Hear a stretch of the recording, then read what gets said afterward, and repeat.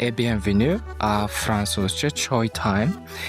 Fransuzcha Choy Time'ga xush kelibsiz. Ikkinchi darsda salomlashishni o'rganamiz va ismimizni aytishni ham o'rganamiz. Biz o'tgan dars salomlashishni o'rgangandik, lekin повторение matучения degandek, bugun darsimiz boshida kamgina salomlashishni takrorlab olamiz va yangidan o'rganamiz desak ham bo'ladi. Avvalambor salomdan boshlaymiz. Salom bu, ya'ni formalniy, rasmiy salom bu fransuz tilida bonjour. Ya'ni bonjour deyishni o'rganamiz. Bonjour. Bonjour. Bonjour. Bonjour. Ya'ni bu so'z ikkiga bo'linadi. Bon yaxshi degani, jour kun degani. Bonjour. Bonjour. Ya'ni journi oxirida gh tovushimiz bor-ku, g'nidagi gh. Ana shuni aytishga harakat qil Shahzoda. Ya'ni bonjour. Bonjour. Ya'ni ayniqsa har bir tilni o'rganganda boshida to'g'ri aksent, to'g'ri talaffuz bilan o'rgansangiz bu yaxshi. Shuning uchun harakat qilamiz bu kursimizda har bir so'zni to'liq fransuzlarda aytishga harakat qilamiz. Bonjour. Umid qilamanki, siz tinglovchilar ham mening ortimdan takrorlay olasiz. Bonjour. Bonjour. Endi esa keling, bugun xayrli kech deyishni ham o'rganamiz. Bonjour bu salom, xayrli kun degani, xayrli kech esa bonsoir. Bonsoir. Hozir aytganimdek, ya'ni bon yaxshi degani, xayrli, soir kech. Kechasi, ya'ni xayrli kech bo'ladi. Bonsoir. Bonsoir. Bonjour. Bonsoir. Bonsoir. Xayrli kech. Bonjour. Bonsoir. Ya'ni bonjour xayrli kun, salom, bonsoir xayrli kech yoki kechki salom. Tunda esa xayrlashmoqchi bo'lsak, aytishimiz mumkin. Ya'ni xayrli tun bu xayrlashuv. Good night. Xayrli tun bu bonne nuit. Bonne nuit. Bonne nuit. Bonne nuit. Bonne bu yaxshi degani, nuit tun. Tun bu женский rod deymiz-ku rus tilida. Shuning uchun bonne oxirida yumshoq aytilibdi, chunki B-O-N-N oxirida Y yozilibdi. Bonne, ya'ni женский rod so'zlardan oldin bonne yozamiz. Jour bu мужской rod, shuning uchun bonjour. Nuit женский rod, shuning uchun bonne nuit. Takrorlab. Bonne nuit.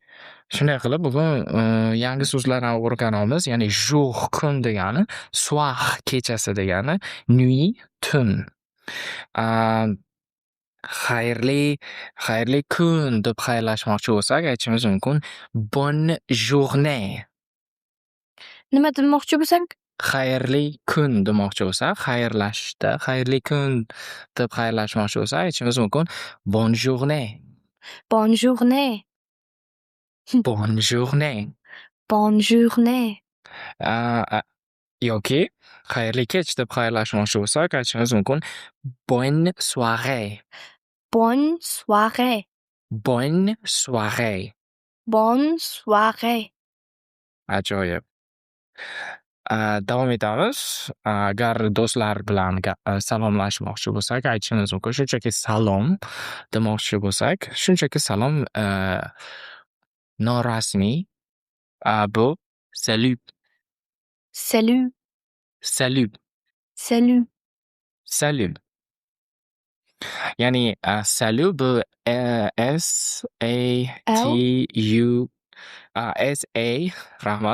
S-A-L-U-T yoziladi. Lekin oxirida T o'qilmaydi. Fransuz tilida so'zlarni ko'pini oxiri umuman o'qilmaydi. T bo'lsa, S bo'lsa o'qilmaydi umuman. Salut salom degani. Salut xayr degani ham. Misol uchun ko'rishganda salut deb ko'rish mumkin, xayrlashishda ham salut, xayr. Lekin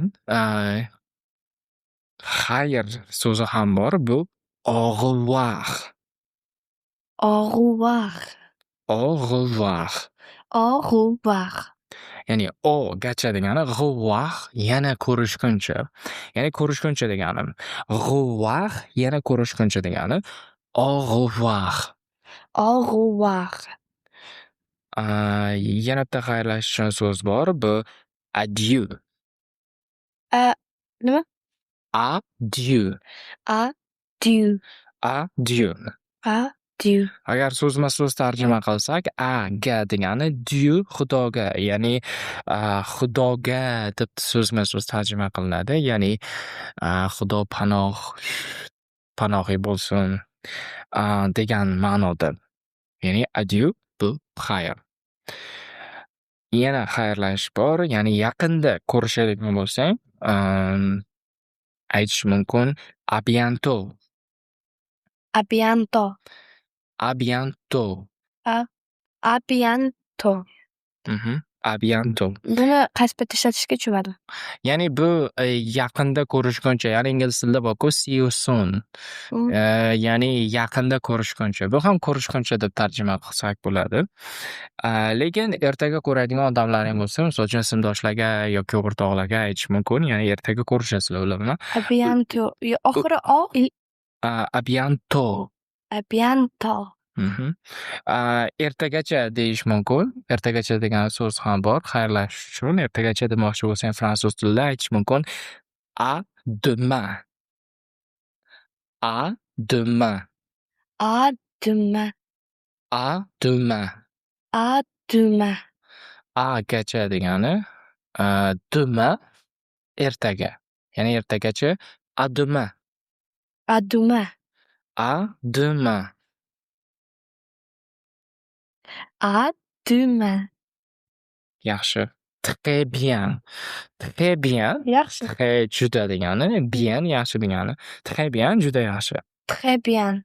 Très bien. Buni takrorlashing shart emas. Men sani ya'ni talaffuzingni juda yaxshi deyapman. Très bien. Juda yaxshi. Endi sekingina boshqa mavzuga o'tishdan oldin hozirgacha o'rgangan so'zlarimizni bir takrorlab olamiz. Chunki bugun ismimizni aytishni ham o'rganishimiz kerak. Shuning uchun mana shu o'rgangan so'zlarimizni bir takrorlab olamiz. Bir boshidan birinchi biz bonjourdan boshladik. Takrorlaymiz. Bonjour. Bonjour. Nima degani edi? Bonjour. Shu formal salom. Bonsoir. Bonsoir. Bonne nuit. Bonne nuit. Bonne journée. Bonne journée. Bonne soirée. Bonne soirée. Bonne nuit. Bonne nuit. Salut.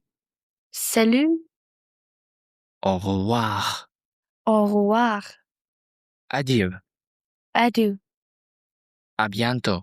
À bientôt. À demain. À demain. Juda yaxshi. Très bien. Boshqa mavzuga o'tamiz endi. Endi esa ismimizni aytishni o'rganamiz. Odamlar bilan tanishsak, fransuzlar bilan tanishsak, ya'ni bonjour, mani ismim deb aytishimiz mumkin. Ya'ni bonjour, je m'appelle. Je man degani, m'appelle o'zimni chaqiraman. Je m'appelle o'zimni chaqiraman. So'zma-so'z tarjima qilsak agar, ya'ni je m'appelle Mansur. Je m'appelle Shahzoda. Ya'ni qandoq mani otim qanday talaffuz qilinadi endi fransuzda birinchi marta aytishda? Sanoatingmi? Shahzoda. Je m'appelle Shahzoda. Mani otim oxirida r bor, shuni aytishga qiynalishadi. Mani aytishadi, ya'ni Mansur. Ya'ni je m'appelle Mansur. Kamgina g'a talaffuzi. Ya'ni je m'appelle o'zingizni ismingizni qo'yib aytishingiz mumkin. Agar tinglovchilar siz ham biz bilan takrorlamoqchi bo'lsangiz aytishingiz mumkin. Ya'ni Je m'appelle ismingiz. Je m'appelle Mansur. Je m'appelle Shahzoda. Très bien. Ya'ni o'zimizni tanishtirib bo'lgandan keyin, ya'ni ismimizni aytganimizdan keyin, ular aytishi mumkin, ya'ni tanishganimdan xursandman yoki ko'rishganimdan xursandman deyishi mumkin. Bu so'z fransuz tilida enchanté. Enchanté. Enchanté. Enchanté. Enchanté. Enchanté. Je m'appelle Mansour. Je m'appelle Shahzoda. Enchanté.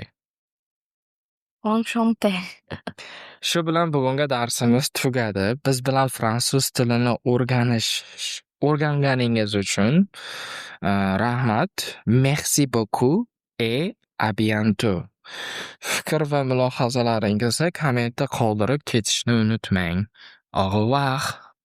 Au revoir. Ciao.